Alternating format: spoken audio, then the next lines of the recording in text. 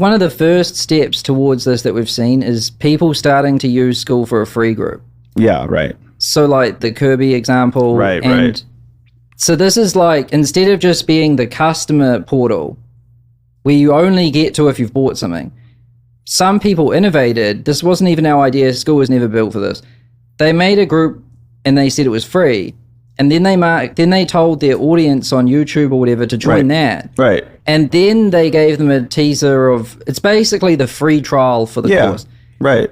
That's getting closer to being there, but it isn't quite there yet, right? As soon as someone kind of figured that one out, our growth just went boof. Yep. Yeah.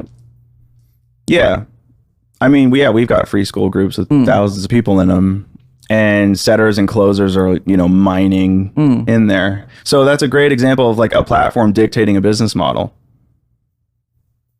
Well, the platform kind of just built itself, and then someone figured out a way to use it in an interesting way. You know what I mean? Yeah, right.